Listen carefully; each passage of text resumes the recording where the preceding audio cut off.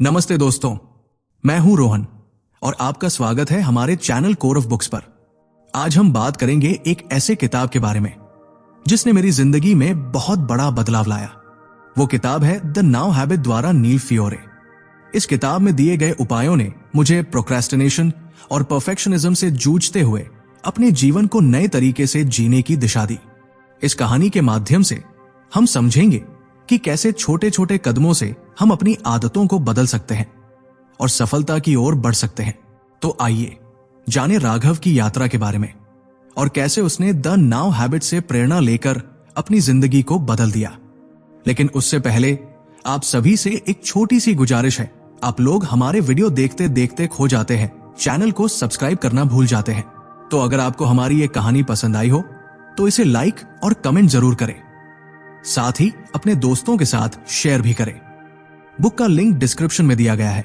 तो चलिए शुरुआत करते हैं। चैप्टर 1, प्रोक्रेस्टिनेशन, अ मिसअंडरस्टूड हैबिट। राघव एक यंग डिजिटल मार्केटर था जो अपने काम को टालने की हैबिट से जूझ रहा था। हर बार जब उसे कोई नया प्रोजेक्ट मिलता तो वो उसे स्टार्ट करने के बजाय यूट्यूब देखना, गेम्स खेलना या सोशल मीडिया स्क्रॉल करना शुरू कर देता। उसे लगता था कि वो लेजी है, लेकिन असल में वो फियर और प्रेशर की वजह से प्रोक्रेस्टिनेट कर रहा था। एक दिन जब उसका बड़ा क्लाइंट उसे रिपोर्ट सबमिट करने के लिए कॉल कर रहा था, तब भी वो स्क्रीन के सामने बैठा सिर्फ एक्सक्यूजेस बना रहा था। उसने सोचा, मैं अभी रेडी नहीं हूं, शायद कल कर लूंगा। लेकिन अगले दिन भी वही कहानी थी। राघव का दोस्त करण, जो एक सक्सेसफुल राइटर था, उसे समझाने लगा, प्रोक्रेस्टिनेशन सिर्फ लेजीनेस नहीं है, ये एक डिफेंस मैकेनिज्म है जो हमें फेलियर और स्ट्रेस से बचाने की कोशिश करता है। Procrastination is not a time management problem, it is a coping mechanism for stress. Nail fire. Karan ने उसे द नाउ हैबिट नाम की बुक दी और कहा, अगर तुम सच में इस हैबिट से बाहर आना चाहते हो तो पहले समझो कि तुम टालमटोल क्यों करते हो। राघव ने उस रात बुक पढ़नी शुरू की और उसे एहसास हुआ कि उसके प्रोक्रेस्टिनेशन का असली कारण था परफेक्शनिज्म, फियर और सेल्फ डाउट। अब सवाल यह था, क्या राघव इस हैबिट को छोड़ पाएगा? क्या वह अपने काम को टाइम पर कंप्लीट करना सीख पाएगा? Chapter 2, how we procrastinate. Raghav अब समझ चुका था कि प्रोक्रेस्टिनेशन सिर्फ एक टाइम मैनेजमेंट की प्रॉब्लम नहीं है, बल्कि यह स्ट्रेस से डील करने का एक तरीका है। लेकिन वह यह जानना चाहता था कि वह इसे कैसे करता है। सुबह उठने के बाद उसने खुद पर नजर रखनी शुरू की। अलार्म बजता, लेकिन वो बस 5 मिनट्स मोड सोचकर स्नूज कर देता। लैपटॉप खोलते ही वो पहले ईमेल्स चेक करता, फिर सोशल मीडिया स्क्रॉल करने लगता। जब ही काम स्टार्ट करने का सोचा तो उसे चाय या स्नैक्स की जरूरत महसूस होती। The secret to getting started is breaking your complex tasks into small manageable tasks and then starting on the first one. Nail fire. अचानक दूसरी चीजों में बिजी हो जाना, जैसे रूम क्लीन करना, दोस्तों को मैसेज करना। मैं परफेक्ट तरीके से स्टार्ट करूंगा, सोचकर घंटों प्रेपरेशन करना, लेकिन एक्चुअल में कुछ ना करना। मेरा अभी मूड नहीं है, सोचकर टास्क टालते रहना। राघव को एहसास हुआ कि प्रोक्रेस्टिनेशन का सबसे बड़ा दुश्मन एक्शन है। जब हम छोटी शुरुआत करते हैं तो हमारा माइंड धीरे धीरे टास्क में लग जाता है। करण की एक सिंपल ट्रिक। उसने राघव को एक टेक्निक बताई, 5 मिनट रूल। अगर कोई टास्क बहुत बड़ा लग रहा हो तो बस 5 मिनट्स करने का फैसला करो। अगर 5 मिनट्स के बाद अच्छा लगे तो कंटिन्यू करो, वरना छोड़ दो। राघव ने इस ट्रिक को अपनाने की ठानी। Chapter 3, the guilt and anxiety cycle. Raghav ने अब अपनी प्रोक्रेस्टिनेशन की आदत को पहचान लिया था, लेकिन यह जानना काफी नहीं था। जब भी वो कोई काम टालता उसे अंदर ही अंदर गिल्ट महसूस होता और ये गिल्ट उसे और ज्यादा एंग्शियस बना देता, जिससे उसका काम और ज्यादा डिले हो जाता। एक शाम वो अपने कमरे में बैठा था। उसकी टेबल पर लैपटॉप खुला हुआ था, पास में चाय का कप रखा था और उसकी नोटबुक खुली थी। उसने कई बार सोचा कि वो अपनी रिपोर्ट पर काम करना शुरू करे, लेकिन हर बार उसका हाथ माउस की तरफ बढ़ता और फिर पीछे हट जाता। उसे लग रहा था कि वो स्टक है। अगर रिपोर्ट अच्छी नहीं बनी तो, अगर क्लाइंट को पसंद नहीं आई तो, मुझे अभी सही आइडिया नहीं आ रहा, मैं बाद में बेटर कर सकता हूं। Guilt is not a motivator, it is a paralyser. The more guilt you feel, the more you procrastinate. Nail fire. Raghav को समझ में आने लगा कि गिल्ट और एंजाइटी उसे एक्शन लेने से रोक रहे थे। जब भी वो काम टालता, गिल्ट बढ़ता जाता और उसकी सेल्फ कॉन्फिडेंस कम होती जाती। करण की सलाह। राघव ने अपनी फ्रस्ट्रेशन में करण को कॉल किया। भाई, मैं समझ नहीं पा रहा कि मैं काम क्यों नहीं कर पा रहा हूं। जैसे ही कुछ स्टार्ट करने का सोचता हूं, अजीब सी बेचैनी होने लगती है। फिर गिल्ट फील होता है कि मैंने कुछ किया नहीं, और वही गिल्ट मुझे और स्टॉप कर देता। करण उसकी बात ध्यान से सुन रहा था। फिर उसने कहा, तुम्हें खुद को इस गिल्ट साइकिल से बाहर निकालना होगा। जब भी तुम प्रोक्रेस्टिनेट करो, खुद को मत कोसो। इंस्टेड खुद से ये पूछो, मैं अभी स्मॉल स्टेप क्या ले सकता हूं? Small step? राघव ने कंफ्यूजन में पूछा। हां, सिर्फ एक छोटा स्टेप। तुम अपनी रिपोर्ट ओपन करो और सिर्फ टाइटल लिखो, फिर देखो कि तुम आगे बढ़ना चाहते हो या नहीं। Just 5 minutes. राघव ने करण की बात मानी। उसने लैपटॉप खोला, फाइल ओपन की और सिर्फ टाइटल टाइप किया। फिर उसे लगा कि इंट्रोडक्शन भी लिख सकता है। धीरे धीरे वो काम में इतना इन्वॉल्व हो गया कि उसे पता ही नहीं चला कब 30 मिनट बीत गए। Chapter 4, the power of the unscheduled. Raghav को अब एहसास हो चुका था कि गिल्ट और एंजाइटी उसे एक्शन लेने से रोक रहे थे। लेकिन अब भी एक बड़ी समस्या थी, उसका डेली शेड्यूल। जब भी वो अपना काम प्लान करता, उसे लगता कि पूरा दिन सिर्फ काम के लिए ही है, और ये थॉट उसे मेंटली एग्जॉस्टेड कर देता। एक दिन जब वो अपने लैपटॉप पर बैठा था, उसने सोचा कि शायद उसे कोई नया तरीका अपनाना चाहिए। तभी करण ने उसे दी नाउ हैबिट के एक कॉन्सेप्ट के बारे में बताया, unschedule. You do not need more discipline, you need a schedule that works for you, not against you. Nail fire. Karan की सलाह, पहले फ्री टाइम शेड्यूल करो।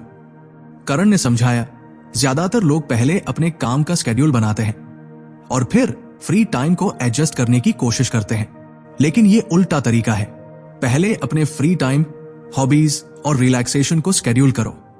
जब तुम्हें पता होगा कि तुम्हें कब ब्रेक मिलेगा, तो तुम काम को और इफेक्टिवली मैनेज कर पाओगे।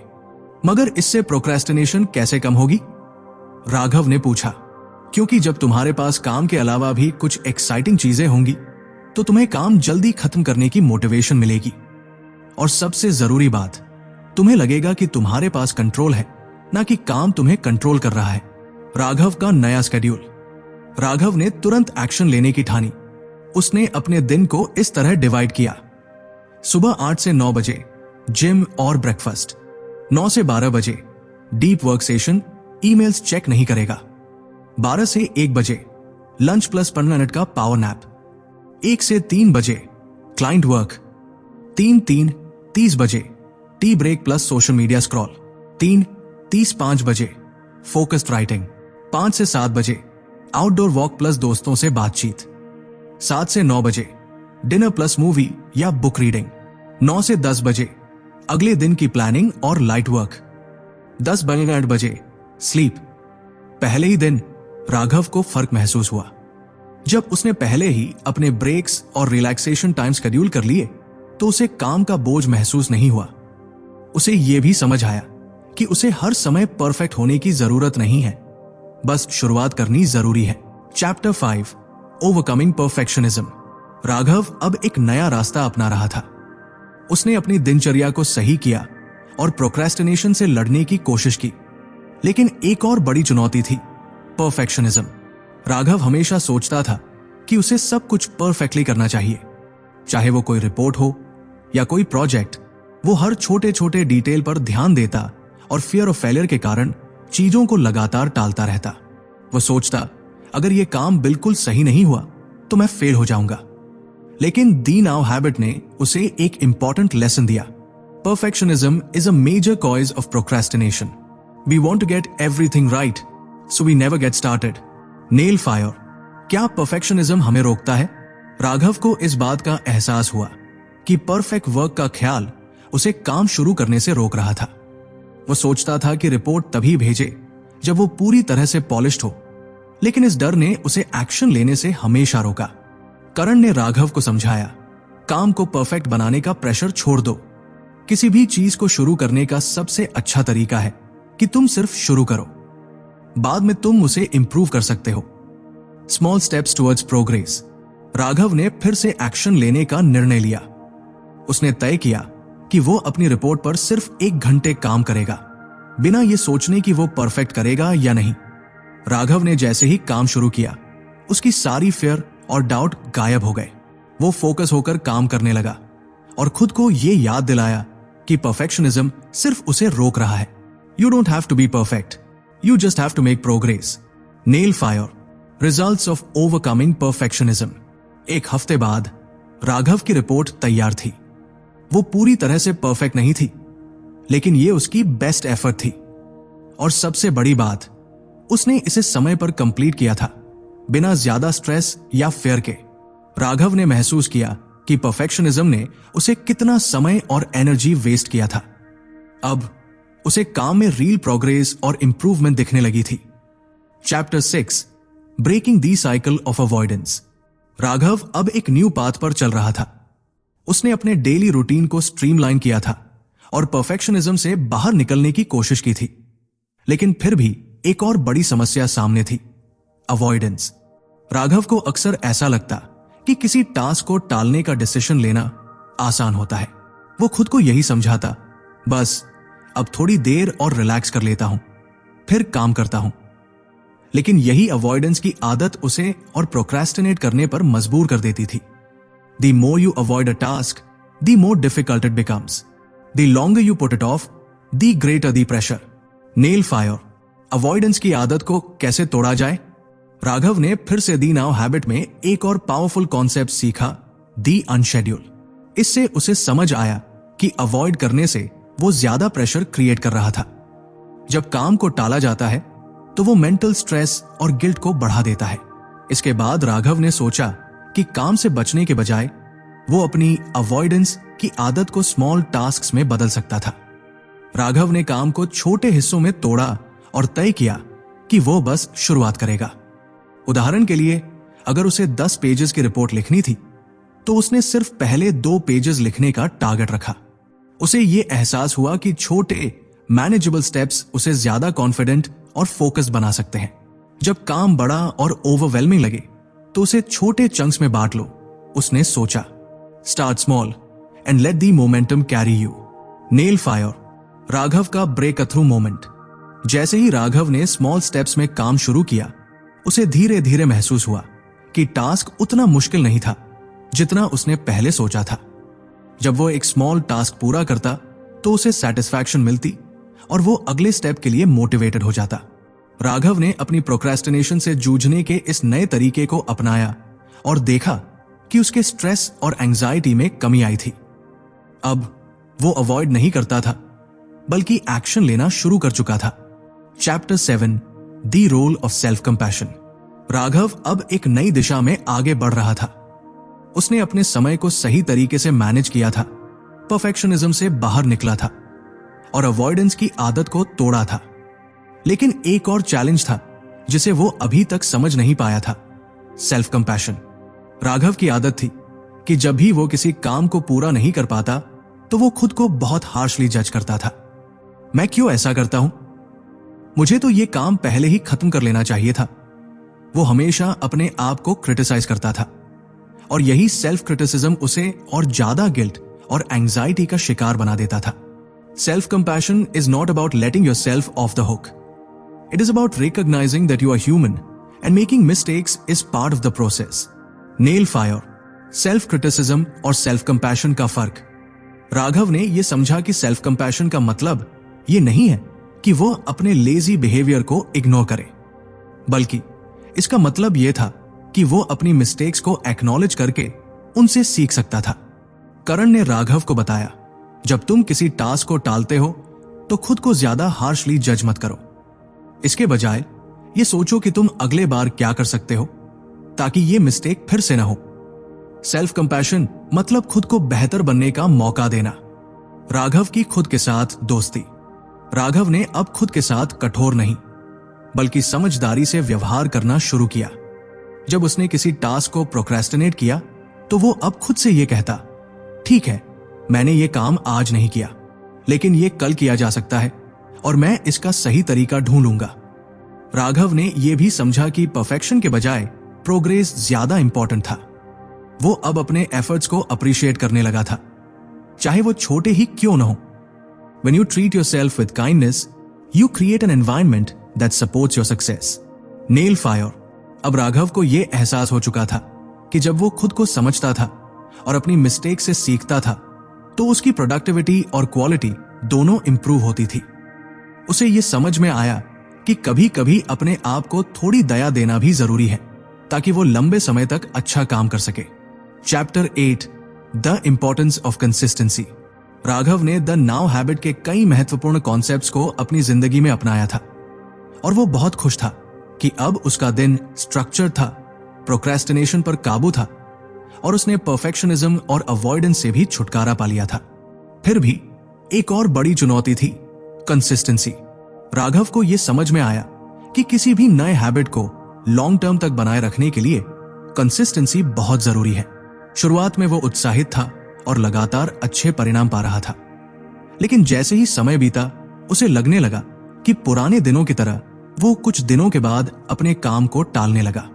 Success is not about doing one thing perfectly, it's about doing many things consistently. Nail fire. Consistency को कैसे बनाए रखें? राघव ने सोचा कि उसे अब सिर्फ कंसिस्टेंसी की आदत को भी डेवलप करना होगा। उसकी थिंकिंग बदल गई थी। वो अब परफेक्शन के बजाय कंसिस्टेंसी पर ज्यादा फोकस करने लगा था। करण ने उसे समझाया, अगर तुम हर दिन थोड़े से ही सही काम करते हो तो वो एक दिन बड़े परिणाम में बदल जाएगा। हर दिन थोड़ा थोड़ा एफर्ट तुमको एक दिन बहुत बड़ा रिवॉर्ड दे सकता है। राघव ने इसे अपने रूटीन में लागू किया। उसने तय किया कि वो हर दिन सिर्फ एक छोटा सा टास्क करेगा, चाहे वो कुछ भी हो, चाहे वो किताब का एक चैप्टर हो या रिपोर्ट का एक हिस्सा। वो ये मानता था कि कंसिस्टेंसी से बड़ी सक्सेस मिलती है। Daily efforts, big results. Raghav ने अपनी डेली रूटीन में कुछ छोटे छोटे चेंजेस किए। उसने हर दिन अपने टास्क्स को छोटा किया और सोचने लगा कि अगर वो हर दिन सिर्फ एक छोटा सा कदम बढ़ाए तो एक दिन उसे बड़ा फर्क देखने को मिलेगा। कुछ ही हफ्तों में राघव ने पाया कि वो लगातार वर्क कर पा रहा था और उसका प्रोग्रेस बहुत ज्यादा था। वो महसूस कर रहा था कि अब प्रोक्रेस्टिनेशन और परफेक्शनिज्म के बजाय उसकी जिंदगी में कंसिस्टेंसी ही सक्सेस की कुंजी बन चुकी थी। The journey of 1000 miles begins with a single step. Keep walking. Nail fire. Consistency का रिजल्ट। कुछ महीने बाद राघव ने देखा कि उसकी प्रोडक्टिविटी और वर्क क्वालिटी में बहुत फर्क आ चुका था। वो अब ज्यादा कॉन्फिडेंट था क्योंकि वो जानता था कि अगर वो कंसिस्टेंट रहेगा तो वो किसी भी टास्क को टाइम पर फिनिश कर सकेगा। राघव को यह भी एहसास हुआ कि कंसिस्टेंसी सिर्फ काम में ही नहीं बल्कि पर्सनल लाइफ में भी जरूरी थी। यही आदत उसे अपने गोल्स के और करीब ले जा रही थी। Chapter 9 embracing change. राघव ने अब तक बहुत कुछ सीखा था। वो प्रोक्रेस्टिनेशन से जूझने, परफेक्शनिज्म को छोड़ने और कंसिस्टेंसी बनाए रखने में सफल हुआ था, लेकिन अब उसे एक और बड़ा कदम उठाना था, चेंज को अपनाना। राघव को यह समझने में वक्त लगा कि चेंज ही असल में पर्सनल ग्रोथ का हिस्सा है। शुरुआत में उसे हमेशा डर लगता था कि अगर उसने कुछ नया किया या कुछ बदलने की कोशिश की तो वो असफल हो सकता है। पर द नाउ हैबिट ने उसे यह सिखाया कि अगर आप खुद को चेंज के लिए तैयार नहीं करेंगे तो आपकी ग्रोथ रुक जाएगी। Change is inevitable, you can either resist it or you can embrace it. Nail fire. Change को कैसे अपनाएं? राघव ने खुद से पूछा, क्या मैं अपनी कंफर्ट जोन से बाहर आ सकता हूं? उसे यह एहसास हुआ कि अगर वो अपनी जिंदगी में कोई बड़ा बदलाव लाना चाहता था तो उसे अपने डर और असुरक्षाओं को पीछे छोड़ना होगा। करण ने कहा, चेंज हमेशा स्करी लगता है, लेकिन जब तुम उसे एम्ब्रेस करते हो तो वही तुम्हारी सबसे बड़ी ताकत बन जाता है। राघव ने इस पर विचार किया और तय किया कि वो धीरे धीरे अपनी दिनचर्या में छोटे बदलाव लाएगा। वो नई चीजों को आजमाएगा, चाहे वो नया प्रोजेक्ट हो या कुछ नया स्किल सीखना हो। Small changes, big impact. Raghav ने देखा कि छोटे छोटे बदलाव उसकी प्रोडक्टिविटी को बेहतर बना रहे थे। पहले जहां वह किसी भी काम को टालता था, अब वो उसे पूरा करने में कॉन्फिडेंट था। उसे अब यह समझ में आ गया था कि स्मॉल चेंजेस लॉन्ग टर्म में बड़ा इंपैक्ट डालते हैं। राघव ने अपने डर को छोड़कर कुछ नया करना शुरू किया। उसने एक न्यू कोर्स लिया और अपनी स्किल्स को इम्प्रूव करने के लिए एक्स्ट्रा एफर्ट किया। उसे यह महसूस हुआ कि जब वो खुद को न्यू एक्सपीरियंसेस के लिए खोलता है तो उसकी ग्रोथ एक्सपोनेंशियली बढ़ती है। The only way to grow is to embrace discomfort. Nail fire, change का असर। राघव ने यह सीखा कि चेंज कोई बुरी चीज नहीं होती। जब आप उसे एम्ब्रेस करते हैं तो वो आपको न केवल नया सीखने का मौका देता है बल्कि आपको खुद को ज्यादा बेहतर बनाने का भी अवसर देता है। राघव अब पहले से कहीं ज्यादा कॉन्फिडेंट महसूस करता था। उसने न केवल अपने ओल्ड हैबिट्स को बदला बल्कि उसने चेंज को अपनाकर खुद को एक नई दिशा में ढाला था। अब वो जानता था कि अपने जीवन में किसी भी बड़े बदलाव से डरने की बजाय उसे गले लगाना चाहिए। Chapter 10, the power of reward. Raghav ने अब तक अपनी जिंदगी में बहुत से बदलाव किए थे। उसने प्रोक्रेस्टिनेशन, परफेक्शनिज्म और अवॉइडेंस को पीछे छोड़ दिया था। अब वो कंसिस्टेंट था और अपने काम में सक्सेस पा रहा था। फिर भी एक और चीज थी जिसे वो बहुत अच्छे से समझ नहीं पाया था, रिवॉर्ड्स। राघव अक्सर सोचता था कि अगर वो हार्ड वर्क करता रहेगा तो परिणाम खुद ब खुद आ जाएंगे। लेकिन द नाउ हैबिट ने उसे यह सिखाया कि सिर्फ काम करने से ही पर्याप्त नहीं होता, बल्कि जब आप खुद को सही समय पर रिवॉर्ड देते हैं तो वो आपकी मोटिवेशन और प्रोडक्टिविटी को और भी बढ़ा सकता है। Reward yourself not only for the results but for the effort. It's the effort that drives success. Nail fire, rewards का महत्व। राघव ने सोचा कभी कभी हमें खुद को रिकॉग्नाइज करना चाहिए, क्योंकि जो एफर्ट हम देते हैं वही हमारी ग्रोथ को बढ़ावा देता है। वो जानता था कि अगर उसे अपने गोल्स तक पहुंचना है तो उसे हर छोटे बड़े सक्सेस के लिए खुद को सेलिब्रेट करना होगा। जब राघव ने हर छोटे गोल को पूरा किया तो उसने खुद को छोटी रिवॉर्ड्स देना शुरू किया, चाहे वो अपनी पसंदीदा किताब पढ़ना हो, एक अच्छा मील हो या फिर कुछ समय खुद को रिलैक्स करने का। ये रिवॉर्ड्स उसे न केवल मोटिवेट करते थे बल्कि उसे ये एहसास दिलाते थे कि उसका हार्ड वर्क कुछ वैल्यूबल प्रोड्यूस कर रहा है। Effort and reward, a balanced approach. Raghav ने इस बैलेंस को अपने लाइफ में सक्सेसफुली लागू किया। वो अब बिना किसी गिल्ट के अपने एफर्ट्स को रिवॉर्ड करता था। उसने सीखा कि रिवॉर्ड्स केवल बाहरी वैलिडेशन नहीं होते, बल्कि ये खुद को ये बताने का तरीका होते हैं कि आपने सही दिशा में मेहनत की है। काम खत्म करने के बाद छोटा सा ब्रेक लेना या खुद को कुछ अच्छा देना, इससे मेरा मोटिवेशन और बढ़ जाता है, राघव ने सोचा। The ripple effect of reward. Raghav ने देखा कि जब उसने खुद को समय पर रिवॉर्ड्स दिए तो उसकी प्रोडक्टिविटी और क्रिएटिविटी बढ़ी। उसे अब यह महसूस होने लगा कि यह छोटा सा एक्ट उसे लॉन्ग टर्म सक्सेस की तरफ ले जा रहा था। राघव को यह समझ में आ गया था कि रिवॉर्ड्स उसे अपने जर्नी को एंजॉय करने का मौका देते हैं, साथ ही उसे अगले चैलेंजेस के लिए तैयार भी करते हैं। Rewarding yourself is not indulgence, it's necessary to sustain your drive. Nail fire. Raghav ने अब सफलता की नई परिभाषा सीखी थी। वो जानता था कि हर दिन छोटे छोटे कदम उठाकर और अपनी मेहनत को रिवॉर्ड देकर वो अपनी गोल्स के करीब पहुंच सकता है। वो अब आत्मविश्वास से भरा हुआ था और अपनी प्रोग्रेस को पूरी तरह अप्रिशिएट करता था। तो दोस्तों, ये थी राघव की कहानी, जो द नाउ हैबिट से प्रेरित होकर अपनी जिंदगी को नई दिशा देने में सफल हुआ। उम्मीद है आपको इस कहानी से प्रेरणा मिली होगी। अगर आपने कुछ सीखा हो तो चैनल को सब्सक्राइब करना न भूलें और इस वीडियो को अपने दोस्तों के साथ शेयर करें ताकि हम और भी ऐसी प्रेरणादायक कहानियां आपके लिए लाते रहें। मैं हूं रोहन और आप देख रहे हैं कोर ऑफ बुक्स। अगली बार फिर मिलेंगे एक नई किताब और नई कहानी के साथ। Thanks for watching, stay motivated and keep designing your life. Until next time, take care.